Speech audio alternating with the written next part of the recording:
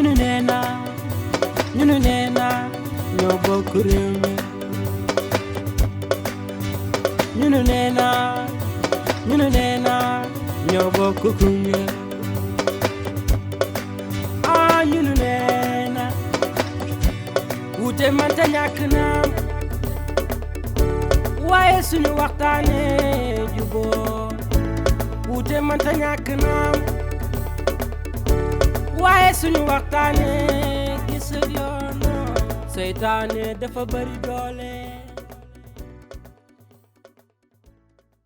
ko internet yi mbokk Koungheul ñu ni leen bu baax sant leen ñëwaat ak yéen seen émission ganu campagne bi comme ni ñu koy defee bi campagne bi commencé ba léegi moment bi nekk ñu ngi ci fan yi mujj ci xam ne mooy campagne bi tey nag ñu am chance dalal kenn ko xam ne mu ngi ci nekk na ci candidat yi xam ne ñoo nekk fi ci commune bu Koungheul muy candidat ëllëgu Sénégal mu nekkul ku ñu présenté ci Koungheul muy Alioune Badara Ly xam naa dañuy démarrer rek comme ni ñu ko defee woon rek ak ñëpp candidat ñu nuyu askan bi ñu doogee dugg ci waxtaan bi kon monsieur Ly te yaa nekk suñu gan ci émission bu mag bi di ganu campagne bi ñu ngi lay bàyyi nga nuyu mbokk internautes yi. maa ngi nuyu mbokk internautes yi ñuy suivre xibaaru Bambouk à travers les réseaux sociaux et tous di leen nuyu bu baax a baax di am mbégte lool ñëw nekk ganu campagne bi tey ci émission wu xibaaru Bambouk. comme ni ñu koy defee rek moment bi ñu ngi ci mën naa ko wax 72 heures ou bien 48 heures moo des si ñu dem ci jour bu mag bi muy le 23 janvier moment bi boo ñuy defal benn bilan à mi-parcours ci campagne bi lan nga ñuy wax moment bi nii. waaw dañuy def benn bilan boo xam ne bu positif la rek parce que defe naa ne ci ndorteelu campagne bi ak tey ñu ngi dox di jéem a doxal donc jot nañoo dérouler pas mal de programmes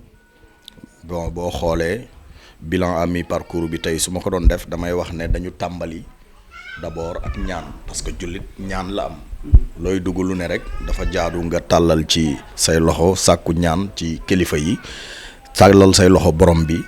yëgal ko ne ko yaa ngi ci nangam boobu nga ne nag yaa ngi ci sàkku ñaan pour mu defal la ci ndam bi ñu paree ci ñaan bi loolu mooy premier jour bi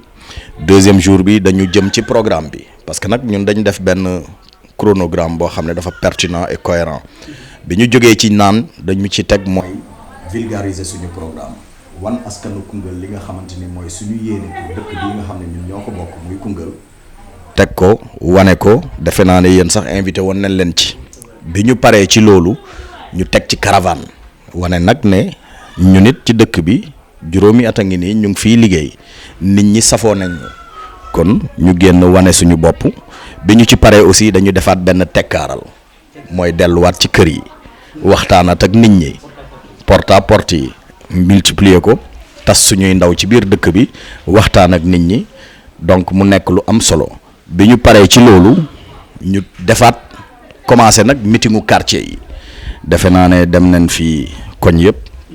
daanaka sanc yi yëngu nañ fa ñaari yoon parce que comme sanc dafa mag dem nañ Mali dem nañ Diamaguène dem nañ Bamba Modou Koura tey jii defe naa ne ñu ngi jëm Koungheul ville kon daal ci gàttal mu ne tey on est en train de dérouler notre programme sans aucune difficulté vraiment sant yàlla bu baax a baax bi ñu ko defee ci teeyum bakkan askan wi aussi génn communier ak ñun. communiquer est-ce que tey booy def am nga satisfaction ou pas am loo xam ne des na ci liggéey bi comme ni nga ko waxee yàgg ngaa liggéey avant les élections mais bi campagne bi mu déroulé fi nga war a jaar yëpp jaar nga fa dinañ ñëw ci bilan ci programme bi léegi mais tey est-ce que am nga satisfaction. waaw satisfaction bi moom am nañu ko parce que defe naa ne tey boo wootee ñu wuyu si la rek loolu am nga satisfaction yëg-yëg lay doon boo xam ne da ngay gis ne kat man li taxoon ma woote rëccuwuma ko et puis askan wi. jox nañ ñu bopp quoi qu'on puisse dire tey loolu c'est un constat qui est général ñëpp gis nañ loolu mais nag li may fàttali askan wi rek mooy ne campagne fukki fan ak ñett la kon defe naa ne loo liggéeyul ba fukki fan ak ñett yi ñëw boo ko bëggee defit da ngay sonn rek doo ko def askanu Koungheul tey boo gisee ñu wan ñu bopp daf di juróomi at a ngi nii ñu ngi yëngu ak ñoom ku deele ñu sekk ji la ku am bànneex ñu fekk ji la ku woote ñu wuy ji la lu yëngu ci dëkk bi ñu def ci bokk ci ànd ci ak ñoom wane ne doomu dëkk bi leen kon tey sentiment d'appartenir à ce Koungheul là moom la ñuy Koungheulwaa yi di delloo donc loolu mun nañ ne c'est une satisfaction totale à notre endroit. à votre endroit ok mu nekk lu am solo kon gannaaw satisfaction am na mais dañuy ñëwaat rek ci gannaaw tuuti li xam ne moo njëkk mën na am campagne bi moom mooy liste bi xam ne moom nga demee muy ëllëgu Sénégal pour ñu ñëwaat ci balaa ñu ñëw ci ñi xam ne ñu ànd ak yow tey boo ñëwaat ci liste boobu parce que dañ ko seetlu ci département Koungheul ci commune Koungheul seulement la am yow rek yaa ko fi porté loolu est-ce que ba nga si ñëwaat pour askan bi gën a mën a xam tuuti ci mbir mi. waaw loolu li ma ciy wax du sori mooy man dama nekk Koungheul waa dëkk Koungheul juddoo fi màggee fi nekk doomu Koungheul yëfu gox bi intéressé ma ciy yëngu wax naa ko léegi juróomi at ñu ngi yëngu fii di daj lu ne ci dëkk bi tey bu ñu demee ba nga xamante ni tey am nañu ambition ñun jiite suñu dëkk parce que tout simplement dañu def taxaw seetlu gis ne dëkk bi ni mu waroon doxewu ko bëri na loo xam ne daf fi sooxe tey ndaw ñi ñu ngi ci jaaxle parce que amuñu xëy ñu gis ne jigéen ñi ndimbal bi war ci ñoom defuñu ko ñu gis ne ndaw ñi école yi nga xam ne ñu ngi ci gis nañ ne tey école yi benn doxu ci li ci war les conditions minimales ou si tu veux les conditions yi gën a néew yoo xam ne nit tey war na ci mën a sukkandiku pour def résultat wala mën a nekk réceptacle éducation wala enseignement bu baax tey dafa manqué ci biir école yi ñu gis ne le plateau médical de Koungheul dafa laaj ñu relever ko ñu gis ne tey infrastructure routière bu adéquat bu normal bu conforme amu fi ci dëkk bi yëpp ay route la yoo xam ne benn carrossable ci ñu gis ne tey Koungheul yenn quartier yi dafa am lu ñu naan des lotissements irréguliers à tout azimut ñu fa def xam ne tey permettre vraiment un bon plan d'assainissement ñu def taxaw seetlu boobu jàpp ne kon kat suñu dëkk tey dafa jaadu ñun ñu jóg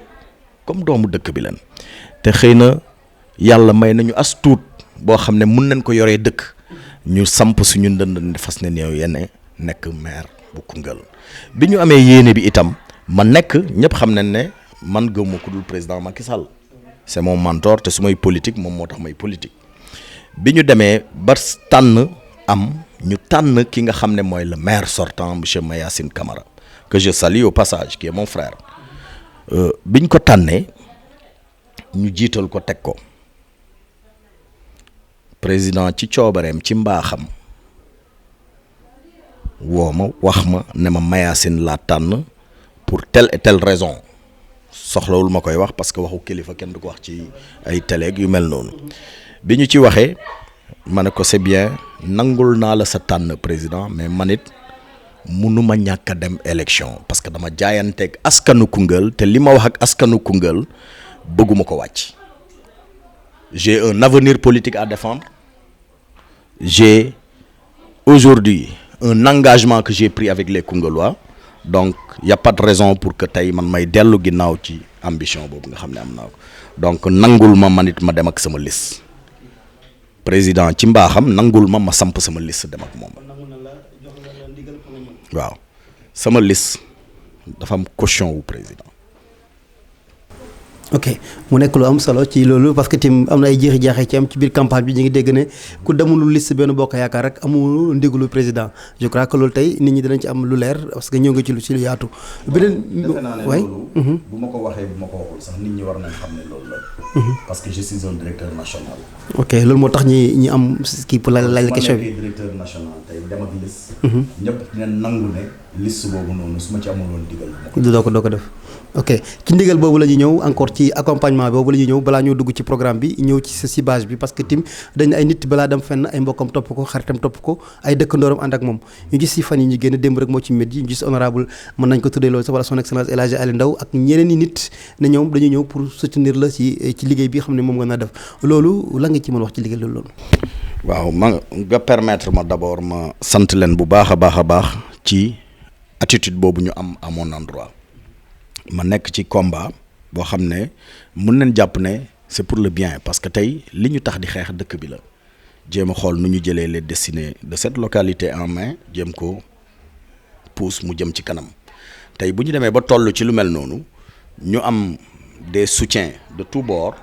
xëy na ñooñu ngeen gis mais ñi laqatu ci ginnaaw ñoo ëpp. waaw ñoo ëpp fuuf te incha allah fii ak samedi di ngeen ci xam dara kon. bu ñu ñëwee ba yegg si tey may remercier bu baax a baax au passage El Hadj Ali Ndaw qui a fait le déplacement ñëpp xam nañ ne 2014 moom candidat la woon moo nekkoon l'adversaire de taille de Mayacine Camara tey su décidé moom it ñëw joindre ay force am ak samay bos kon dama koy sant gërëm ko bu baax a baax di ko ne il a fait le bon choix parce que loolu day wane rek encore une fois de plus que ñun ñëpp ñoo bokk Koungheul et que tey Koungheul toll na foo xam ne Koungheul soxla nag ñëpp ñëw xeex ak ki nga xam ne moom moo fi nekk parce que nit mënu fi def 13 ans yoo xamante ni aujourd'hui tu ne peux pas présenter au Koungheullois un bilan nga ne da ngay laajaat yeneen juróomi at defe naa ne monsieur Mayacine Camara dañ ko fal en 2009 ba 2014 il a été maire absentéiste ça tout le monde le sait tous les Koungheullois le savent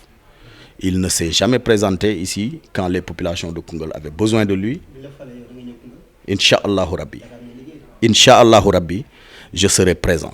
et tous les Koungheullois sauront que je suis présent parce que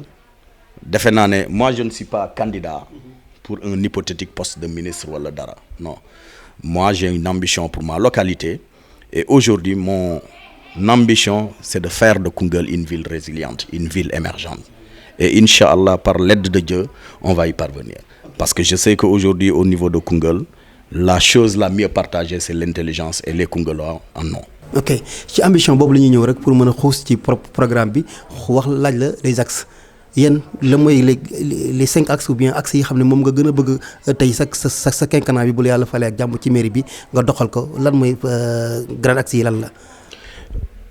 Bon, nous avons notre programme, si vous voulez, est basé sur 3 axes principaux. Le premier axe, c'est d'abord trouver des partenaires qui pourront nous accompagner vers la construction. Mooy gis ñoo xam ne tey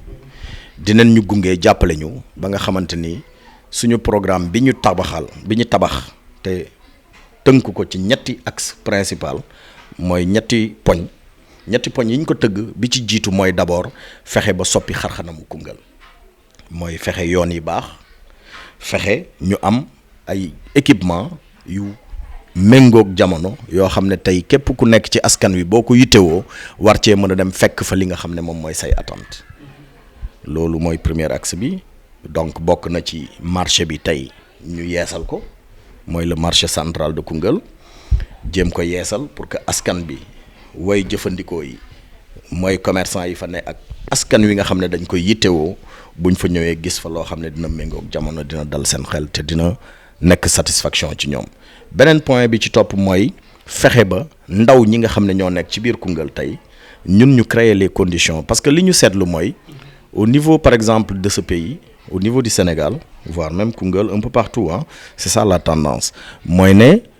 problème employabilité de la jeunesse li ko gën a accentuer mooy nit ñi tout le temps dañuy faral di jàpp ne seul l'État moom moo war a embaucher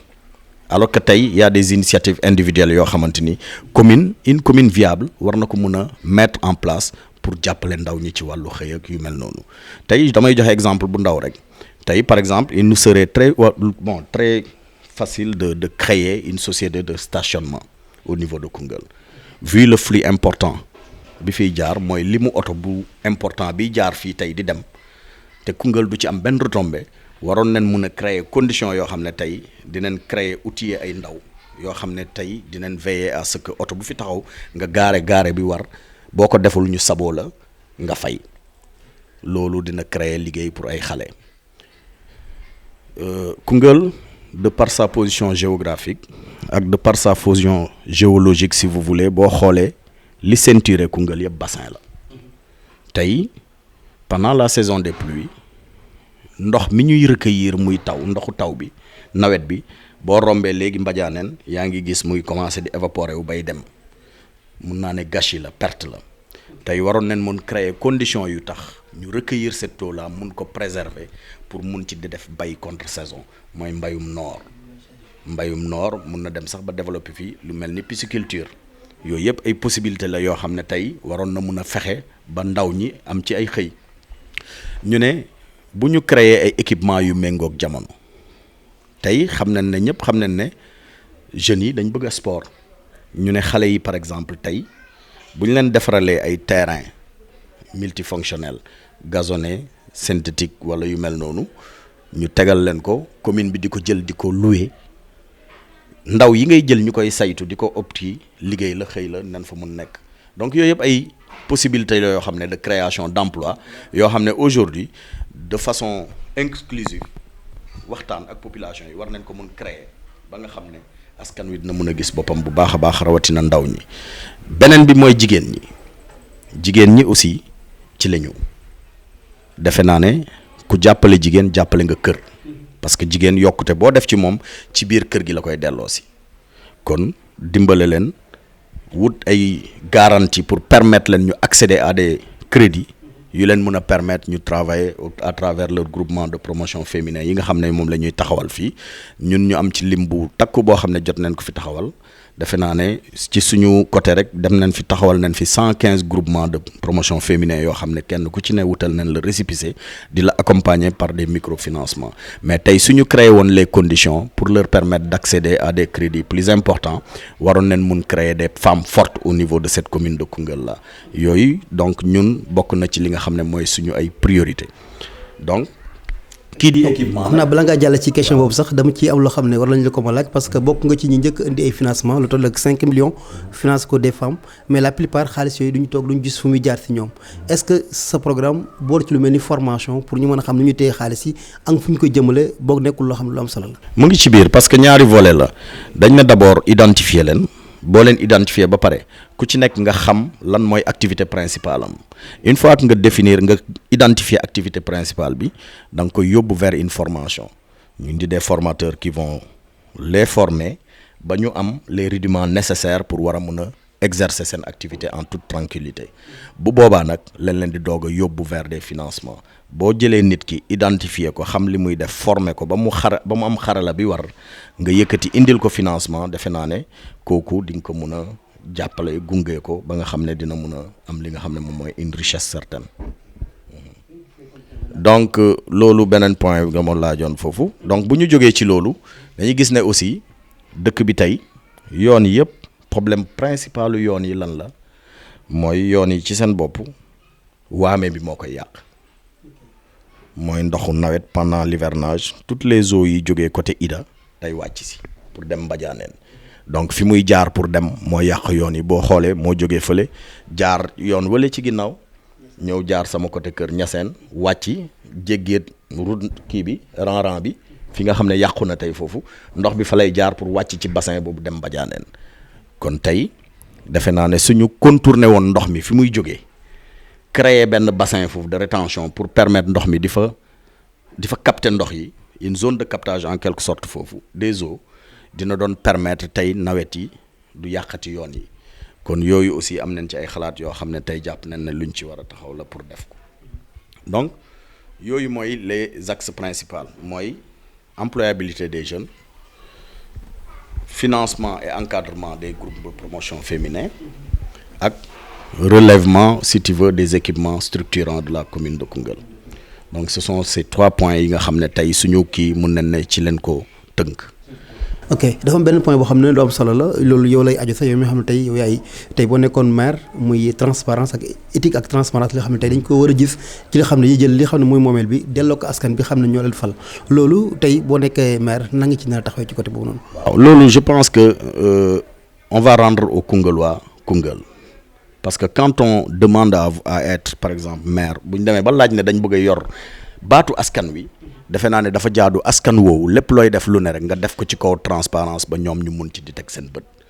bon defe naa ne gis nañ fi bu yàggul dara ARMP ñëw fii képp communalité bi ci yoo xamante ni da ngay waaru donc mun nañ ne c'est pas du tout orthodoxe donc tey ñun jàpp nañ ne à travers le conseil municipal bi ñu tabax bi nga xam ne c'est l'émanation de toute la société de Koungheul tey à coup sûr lépp loo xam ne dañ ko fay jëf wala ñu ko fay wax dina nekk loo xam ne askan wi dina ci teg bët parce que tey askan wi la ñu jël dugal leen pour ñu nekk le conseil municipal te jàpp nañ ne kat mairie bu normal maire bi amul doole mais c'est le conseil municipal qui est fort donc dinañ delloo buum ci mbooy lépp loo xam ne dañ ko war a mun a jëfee wala ñu waxee ko conseil municipal bi ci boppam moom moo ci aaju wax ci et puis liñ ci war a defal lu ne ñu def ko nga xam ne dina méngoog li nga xam ne mooy doxalin bi jaar yoon waaw. si biir balaa ñu ñëw sax xaw nañoo sàcc wala teg ba ci sa programme bi ñuy présenté keroog. ñu gis ci 3 points ou bien 3 projets yu am solo. keroog laaj nañ la ko sax mais dañ koy gën a laajaat pour askan bi gën a mën a comprendre. parce que c'est des coûts di ay milliards la mun ko mën a. parce que tey hôtel boobu tey yoo xam ne mën ko def bëgg ko def ci biir Koungheul. beneen bi mooy que ne artisans yi nekk ci biir Koungheul nga am benn espace boo xam ne da nga ko def pour ñun ñëpp ñu mën leen faa fekk. ku soxla dem fekk leen ku soxla menuisier ou maçon fekk leen foofu loolu mu ngi ci programme bi. mais te encore ñi nga xam ne ñoom ñooy éleveurs yi ou bien ñi nga xam ne tey ñoom ñooy abaat nag di jaay yàpp ak yooyu nga defar leen foo xam ne ku soxla bu dee fekk leen fa bërëb boo xam ne dina mën a yàgg loolu question laaj leen ko dañu ci ñëwaat c'est coût milliard comme mairie ni mu fonctionné investissement la ak fonctionnement la plupart fonctionnement bi léegi mu ëpp investissement parce que yëpp ñi ngay jël am ay des formes de clientèle politique ak yooyu noonu nan nga nar a taxawalee projet yi noonu si biir Koungheul wala programme moom. merci Matar laaj nga laaj bu am solo xam nga tey dañu toll fi nga xamante ni état dafa dem ba xam ay limitam xam na ne moom ci boppam mënatul def lépp ba tax na dañu seetlu at yi mujj état indi beneen formule boo xam ne moom lay sukkandiku pour tabax dëkk mooy partenariat public privé mooy le PPP qui a été même érigé en loi et qui a été voté à l'Assemblée donc tey mairie da nga war a mun a boo sukkandikoo ci sa budget defe naa ne doo liggéey lu bëri da nga war a ba dem vers des ressources additionnelles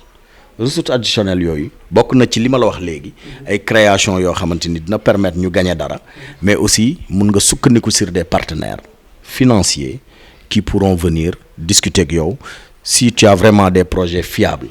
ñoom ñu accompagner la ci loolu jëmmal ko ba pare vers une loi de un partenariat boo xam ne lay gagnant lay doon bu ngeen ko signé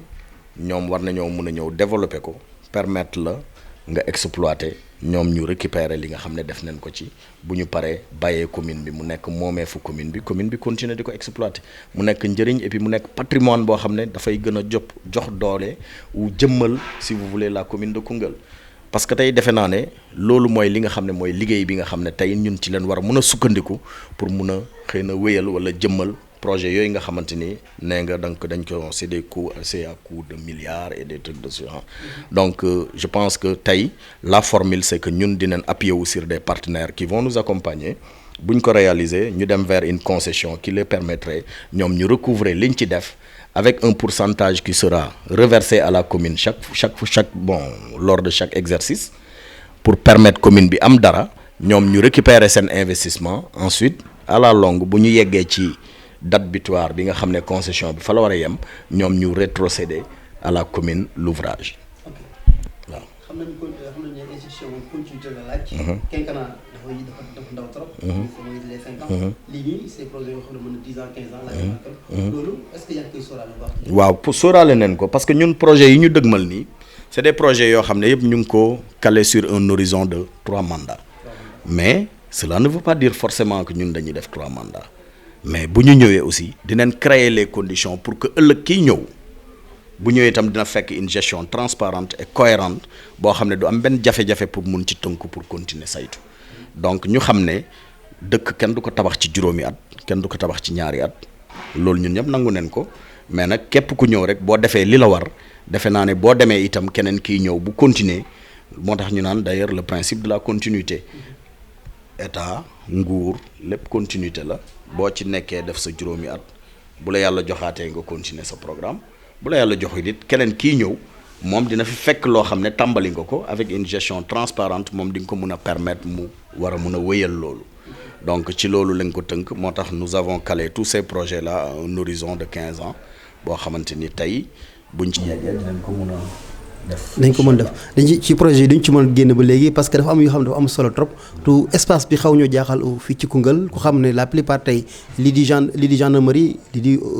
tey camp militaire bi ak yëpp yoo xam ne am nañ ko yeneen commune moo ñu ko séddee pour ñu mën ko def biir Koungheul est-ce que tey nii ci biir campagne dina yomb wax est-ce que boo doon ba toog dina mën a nekk wala préparer nga lépp pour mën a tabaxal lu mel ni biir Koungheul parce que xam ne Koungheul espace amu fi comme ça. waaw xam nga Matar. C'est-à-dire que aussi on ne peut pas faire des omelettes sans casser des œufs c'est pas possible moo tax may la lépp loo gis lu ne rek ñun suñ démarche on voudra vraiment faire les choses de façon cohérente mais aussi de façon inclusive mooy waxtaan ak askan bi saa su ne rek pour xamal leen li ñu bëgg a def lan la njëriñu li ñu bëgg a def lan la pour ñoom kat ñu war ñu ko mun a nangal ànd ak ñun pour xool conditions yi ñuy créer pour mun ko def évidemment suuf si fi nekkoon pasaree nen ko dagg nen ko des lotissements à tout azimut yoo xamante ni benn amu ci respecté wul les dispositions urbanistiques amul benn boo xam ne rek tey tegu na ci yoon donc ay lotissement yoo xam ne da ngay jël sa goj sa buum guddi nga dem dagg nattal nit 25 mu ñëw dagg clôturé da ngay dugg ci biir kii daw ba mbëkk kër donc loolu nu teg nañ ci suñu bët mais c'est des choses qui ne peuvent pas prospérer tey lotissement boo xamante ni jaarul yoon amul autorisation de lotir respecté wul benn norme benn disposition code de l'urbanisme moi je pense que loolu du lotissement donc du loo xam ne lu légal la ay nit yu dàqatu seen ruq jël suufu Koungheul moomee fu Koungheul alalu askanu Koungheul doomu Koungheul yi nga xamante ni tey foofu leen war a mun a yaakaar pour am kër ay jopp nit rek jël ko di dagg di def lu leen neex di ndaataatalax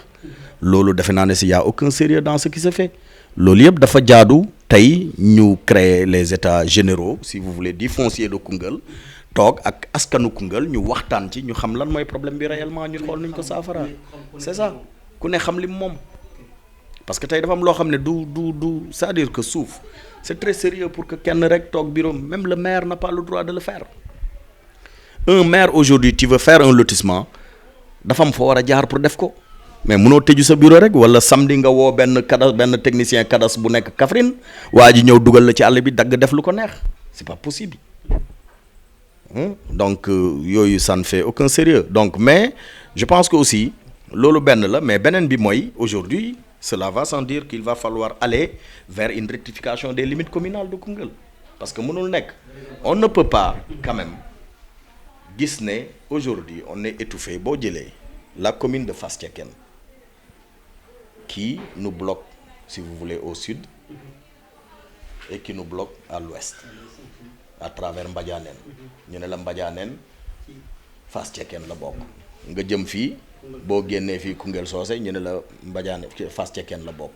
nga wëri ji fële ñu ne la Ida moom it jël benn côté bi fii ginnaaw raay bi fii nga ñëw ci ginnaaw raay bi ñu ne la Kasewo Ida la bokk nga dem fële ci stade bi ñu ne la foofu yëpp Ida la digg stade bi ñu ne partie benn bi mu ngi Ida donc finalement moi la question que je me pose c'est un constat très simple monsieur le maire Mayacine Camara qui se glorifie tout le temps d'être un cadre émérite naka la mën a seetaane des maires profanes ñëw dagg suufu Koungheul yëpp boole ko parce que yëpp ay toolu waa Koungheul la woon damay déglu tout le temps grand Ada Camara mu naan toolu papaam yi ñu ngi woon foofu waaw ay kër jul dégg yooyu yëpp donc loolu nekkoon moomee fu Koungheul tey monsieur le maire Mayacine Camara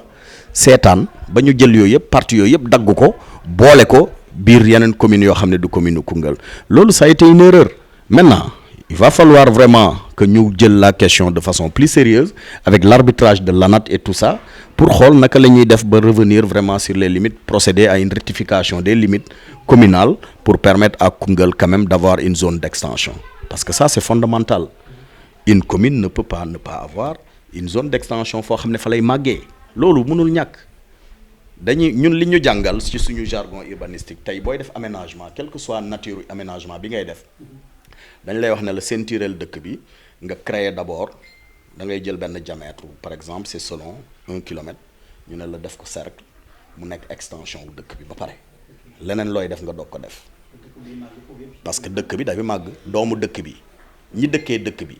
dañuy am doom seen ay doom dañuy màgg dañuy bëgg a samp kër mais yow boo leen xalaatul dans 10 ans dans 20 ans mooy ñooñu amatuñ possibilité pour dëkk fi seen mbokk yi dëkk pour seen waajur yi dëkk kon tumaranke day daal di dikk moo tax dafa nekk loo xam ne il faut que ñu waxtaanee ko jël le taureau par les cornes xool naka la ñuy créer des états généraux xam nga sur le foncier waxtaan ak askan bi ñi nga xam ne ñoom ñoo ko bokk ñi ko dëkkee ak ñi nga xamante ni ñoo ko yor ñëpp ñu toog waxtaanee ko xool de façon sérieuse naka la ñuy saafara loolu moom mënut a ñàkk waaw mënut a ñàkk daal waaw. waaw balaa ñu dugg ci question politique sax dañuy ñëwaat ci programme ba léegi am loo xam ne kenn du jàkkaarloo ak Aliou Badji doo ko laaj parce que jeune la tu xam ne ku lu mel ni sport ak jeunesse dafa nekk loo xam ne dafa war a bokk ci programme bi parce que am ñu lay xaar ci loolu tey ñu gis ne Koungheul soxla na ko lool surtout côté jeunesse moom gis nañu xëy ndaw yi ngi ci wax nga boole nga ci biir mais ci côté sport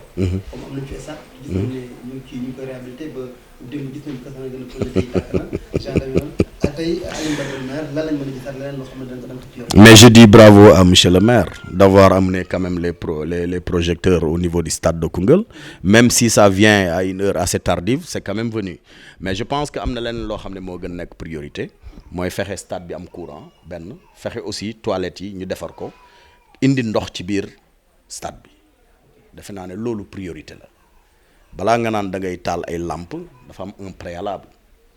donc nañu bàyyi naxante ñu def les choses de façon sérieuse def les choses de façon sérieuse mooy lu ci nekk nga def ko bi mu waree taal projecteur parce que tout simplement nous sommes en campagne bëgg nga wan askan bi ne yaa ngi def alors que lépp naxee la mais ça ne fait pas trop sérieux donc ñu xam ne stade bi dafa am leneen lu war lu dul loolu ba tax na ñun ci suñu programme on a prévu quand même de moderniser le stade municipal de Koungheul en mettant si vous voulez du gazon synthétique et en créant les conditions pour que ce stade-là soit vraiment un stade digne de sport sóor nañ aussi au niveau comme Koungheul xam nañ ne sport dafa am solo évidemment suuf si moom mooy jafe mais prévoir nañ pour chaque quartier au moins ñu am fa benn terrain de sport boo xam ne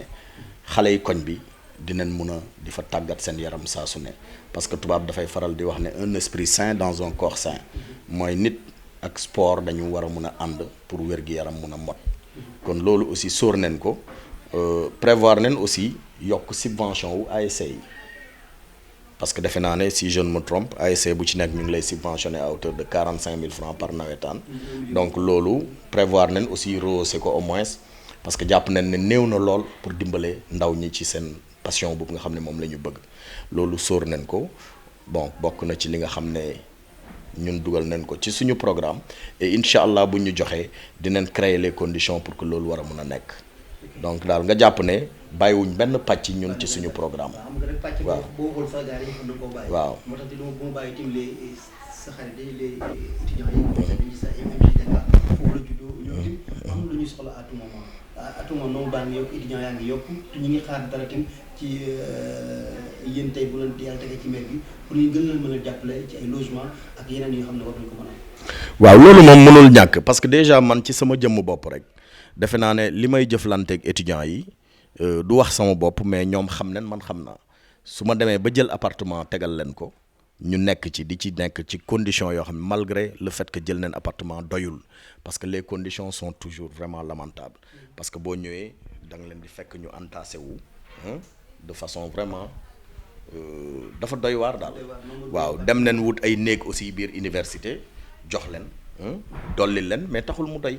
kon jàpp naa ne tey dañu war a mun a xalaat beneen formule boo xam ne dinañu dimbale pourquoi pas aller vers par exemple la création de la maison de l'étudiant au niveau de chaque région ñu jéem a xool naka lañ koy jëlee en charge wut ci ay partenaires yu ñu ci accompagner ñu créer ko loolu yëpp possibilité la yoo xam ne mu ngi fi bokk na sama programme bokk na ci programme bi bokk na aussi ci programme bi ñu yokk subvention bi nga xamante ni mooy subvention bi ñu alloué aux étudiants parce que jàpp nañ ne xeebu na lool ci étudiant boo xoolee li fi nekk ci limu université te doomu Koungheul nekk fa xeebu na lool ci par rapport ak lim bi donc jàpp nañ ne tey loolu aussi war nañ ko mun a xoolaat naka lañ koy yokkee ba nga xam ne dina xaw a saafara tuuti seen ay jafe-jafe xam naa ne du ko mun saafara à 100% mais mu saafara tuuti sax seen jafe-jafe yooyu noonu waaw may naqarlu aussi le fait que dernièrement coow lu bëri jiboon na fi ci wàllu subvention boobu ñu naan dañ ko luubal ak dañ ko dugal ci ruux yoo xam ne normalul ma jàpp ne gumba moom defe naa ne boo ko saraxatul bàyyi ko yelwaanam waaw comme loolu dañ ko teg ne lii moom ñoom lañ ko moom nañu fexe ba vraiment di leen ko jox à date issue et puis fexe aussi di leen ko jox dans des conditions transparentes di éviter yu mel nii di am parce que vraiment ils en ont besoin c'est une question de survie pour eux yoo xam mbokk internet yi rek yéen ngi seen émission ganu campagne bi tey ñu dalal Alioune Badara Ly nekk candidat ëllëgu Sénégal fii ci mairie bu Koungheul. Je crois que ñu ngi ci digg waxtaan bi moment bi nii li ñuy ñëw rek mooy sa compagnonnage avec le conseil départemental keroog ñu dalal Seydou Sall nee na bu sañoon Alioune Badara Ly mooy gagné mairie Koungheul am ñu mu tudd ci yeneen communes yi tey yow loolu noonu lan moo tax choix boobu noonu tombé ci moom muy wax ci yow ti nga ànd ak moom ci liggéey bi ndax dafa am benn programme bi ngeen bokk wala tu moom Nafoore la nekk yow nga nekk ëllëgu Sénégal. waaw xam nga sama compagnonnage ak monsieur Seydou Sy Sall bi may nuyu au passage du question de bokk fii wala bokk fële ñun dañu dem ci benn constat bu simple mooy le conseil départemental c'est un niveau stratégique qui devrait quand même booster le département à l'avant, aider le département à aller vers l'émergence. ñu jàpp ne Seydou Sy Sall a vraiment les compétences requises pour mun gérer loolu ñu dem jàppale ko ci loolu kese la donc évidemment je soutiens bel et bien monsieur Seydou Sy Sall au conseil départemental et je le soutiens non pas parce que il est ailleurs wala nangam non je suis parti d'un constat très simple que monsieur Seydou Sy Sall a la compétence requise pour diriger ko waaw et puis tal na dëkk bi te je sais que bu ñu ko joxee mu doxal ko ñun tey lu ñu soxla rek mooy Koungheul dox dem. beneen mbir mi ci côté boobu rek stratégie bi ñu war a. yéen ñaar parce que tim loolu dara yéen a bokk aménagé si moom urbanisme la je crois yéen a bokk même liggéey bi ban stratégie ngeen nar a teg pour département Koungheul ci yéen ñaar. oui mais wax nañ ko mooy programme bi rek boo xoolee programme yi ñu tëgg moom am na programme moom au niveau du département te c'est un programme boo xam ne qui est cohérent qui est pertinent waaw. Donc commune Koungheul c'est le chef-lieu de commune le chef-lieu départemental donc forcément bu ñu doxalee Koungheul mu dox forcément département bi dina dem parce que aujourd'hui la locomotive c'est Koungheul qui devrait tirer les autres communes vers le développement donc forcément moo tax tey il va falloir qu'on collabore parce que moom ak maire yi fii nekk yëpp bu gañee day collaborer ak ñoom parce que tey conseil départemental balaa mën dara il faut que maires yi collaborer ak moom mais si les maires ne collaborent pas je pense que day jafe pour que le président du conseil départemental war a mën a dérouler li nga xam ne moom mooy programme am. mu nekk loo xam ne muy lu am solo beneen mbir mi mooy que ne am na ñoo xam ne sax ci dama koy jël nit ñi dañ koy wax comme yi nekk ci yeneen communes rurales yi dañ la mere. waaw parce que tey dañu xaar Alioune Badara Ly candidat départemental parce que yow sa liggéey yemul directement biir Koungheul c'est vrai que biir Koungheul nga dëkk mais mën nga wër département Koungheul foo ñu doon xaaree mais yow nga ñëw rek yem ci biir commune Koungheul ñun loolu la. oui mais que dafa di rek Alioune Badara moomul boppam man dama ànd ak ay nit di liggéey ak ñoom pendant des années ñooñu am yéene ci man gis ne kat man c'est au niveau de la commune laa leen war a mën a jëriñ donc ñu jox ma orientation. comme nag moom moo sama bopp ma tënku ci loolu mais tekkiwul ne Alioune Badara dafa négliger communes yi non tout ku ma xam ne doomu département bi la lépp lu nga xam ne moom moo war ci communes yi dinaa ko continuer di def ni ma ko doon defee non jamais je ne pourrais parce que ensemble la quoi on ne peut pas prendre une partie pour le tout c'est un ensemble qui est là donc il faut forcément faire avec cet ensemble là. ok mu am solo léegi nag question yu mujj yi mooy que ne tey le pourquoi Alioune ku dafa war a nekk maire Koungheul ñëw nga ci sa programme bi ñëw nga ci le pourquoi mais nit ñi tamit la plupart dañu koy laajte tey nga bëgg a nekk maire Koungheul lan moo tax Alioune choisir maire Koungheul. parce que tout simplement dama am xëy na as tuut ci xam-xam boo xam ne dafa jekkoog wala dafa méngoog doxalinu commune tey mun naa ne gestion urbaine laa am donc moi c'est sama rôle sama qualification c'est l'urbain donc forcément j'ai des choses à faire prévaloir à Koungheul maa ngi koy defal di gunge ay communes di leen jàppale te tey communes yooyu yëpp dañu ràññeeku fii ci Sénégal kon pourquoi waruma mën a def loolu sama dëkk loolu kese moo tax ma jàpp ne Koungheul tey war naa fi mun a ñëw pour jëriñ Koungheul jàppale leen gunge leen ba ñu dem vers l'émergence. ok lan la Koungheul mën a xaar sa ministère bi nga nekk di fa liggéey je crois que am na ay gens yooyu jot a posé fii ci dépôt ci commune Koungheul mais lan lañ mën a xaar leen ci ministère bi. xam nga sama direction déjà cadre de vie la donc cadre de vie nekk loo xam ne dafa am solo ci doomu aadama donc tey bu yàlla defee. Monsieur le Président de la République son excellence dénk ma direction des paysages urbains et espaces publics muy direction boo xam ne dafa am solo parce que tey ñëpp gis nañ li nga xam ne ñu ngi koy def ci wàllu à travers tout le pays ci wàllu aménagement urbain yi def yenn giratoire yi ni ñu koy aménager place publique yeeg yenn yi nga xam ne tey ñu ngi koy taaral ba muy nekk loo xam ne vraiment day neex a xool ci dëkk bi boo demee Ndakaaru tey ñu ngi koy soppi ndax loolu kon defe naa ne su ma nekkee doomu Koungheul tey nekk maire Koungheul defe naa ne loolu dina war a mun a jëriñ Koungheul parce que nag ku ràcc sa kanam mu dëll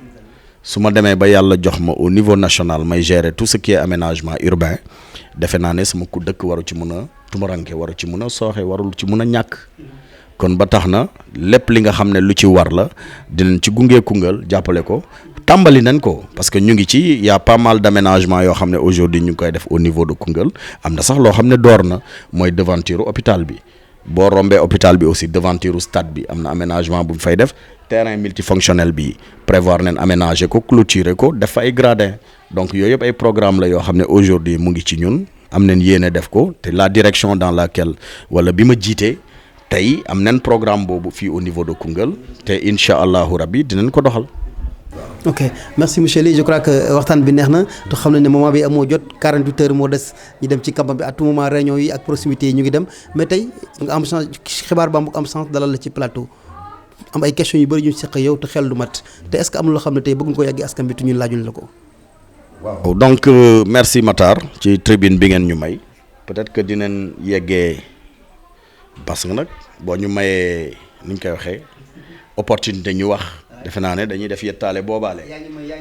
waaw kon tey defe naa suñu toogee ci tribune xibaaru Bambuk bi dafay jaadu ñu wax tuuti ci li nga xamante ni tey moo lëmbee àdduna muy suñu liste bi nga xamante ni mooy parti ëllëg Sénégal bi nga xam ne Pape Amady Ndaw moo ko jiite nekk liste bi ñu demee ñun fii ci Koungheul pour fas yéene briguer le suffrage des Koungheullois pour nekk maire Koungheul ànd ak waa Koungheul doxal ba Koungheul nekk ca kanam kon tey suñu toogee fii dafay jaadu ñu wan waa Koungheul ne leen kat lii mooy suñu bulletin et que ñun tey kat yéene bi ñu am mooy jël Koungheul yóbbu ko mu jëm ca kanam bokk ci dëkk yi nga xam ne dañ leen di ràññee loolu mooy suñu yéene ñu dénk ko waa Koungheul yëpp ñu xam ne kat liste bi woteel ko mooy woteel ëllëg mooy sóor ëllëgu Koungheul mooy sóor seen ay doom fexe ba xale yi nga xamante ni tey parce que nag votel ñu ba ñu gañee mooy dinañ créer condition yu tax xale yi Koungheul ràññeeku ci àdduna bi defe naa ne loolu aussi dafa jaadu nit ñi xam ko yéen waa Koungheul yéen ñi ñuy seetaan ci diaspora beeg ñëpp ngeen xam ne suñu yéenee pour nekk maire Koungheul du dara lu dul fexe xool ba nga xam ne dëkk bi nga xam ne moo ñu boole jaboote muy suñu dénominateur commun ñu mettre ko sur les rampes de l'émergence fexe ba Koungheul jëm ca kanam suñu yéene mooy fexe ba Koungheul gi tey ràññeeku carrément fii ci Sénégal nekkuñu nag amuñu ambition wu nekk maire par procuration comme niñ ko doon defee ñun dañ fas yéene nekk maire ànd ak Koungheul waaye defar Koungheul nekk nag un maire boo xam ne dafay teew ku ko soxla gis ko ku ko bëgg a dégg ko ñu ànd jàppalante parce que nit boo ko bëggee yoral ay yelleefam da ngay fay laaj nga teew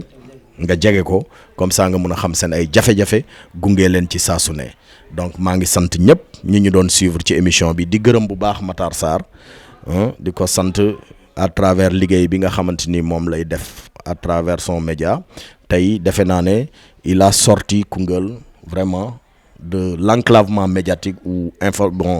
l'enclavement médiatique bi nga xamante ni moom la nekkoon parce que Koungheul tey lépp lu fi xew en temps réel Matar Sarr dina ko génne wane ko Matar vraiment jaajëf et puis maa ngi sàkku ci yow it ñaan ak jàppale ngeen jàppale ñu gunge ñu parce que yéen it ci ngeen bokk ci Koungheul ngeen bokk donc ñu ngi leen di ñaan yéen ñëpp ngeen jàpp ci combat bi xam ne intérêt Koungheul la xam ne defar Koungheul moo ñu tax a jóg ñëpp def taxaw tem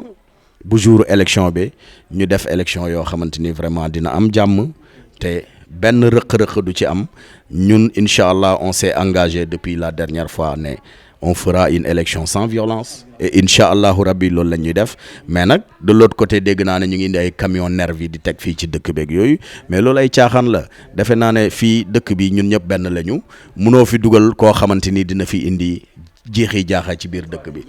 waaye mais c'est ça aussi et puis je pense que daal nañ ko def dans le plus grand fair play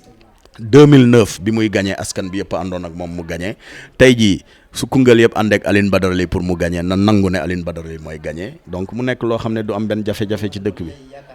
ci kattanu borom bi dinañ gagné élection yi incha allah. merci beaucoup mbokk internet yi li moo nekkoon seen émission ganu campagne bi tey nag ñu amoon chance dalal ak Alioune Badara Ly di ko remercier bu baax xam ni ne temps amut parce que 48 heures moo des ci les élections mais mu nangul ñu ko parce que xam ne nu ñu mel ak moom mu ñëw jox ñu temps bu yaatu ñu mën a discuter ci yu bëri dugg ci programme mais jaar ci relation ak nit ñi ak yeneen yi projet yi xam ne par na ko pour def ko ci département bi ci commune bu Koungheul pourquoi pas sax ci département Koungheul lii la woon ak ganu campagne bi beneen yoon ak beneen gan ci fii ci biir kër gi jërë ngeen jëf.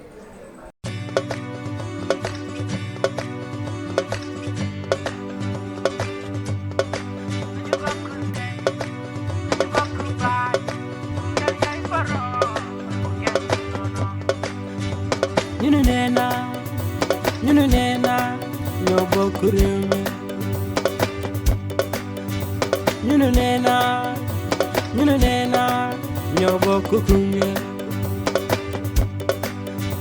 ñu ne nee na wuute mënta ñàkk naam waaye suñu waxtaanee juboo wuute mënta ñàkk naam waaye suñu waxtaanee gis yoon seytaane dafa bari doole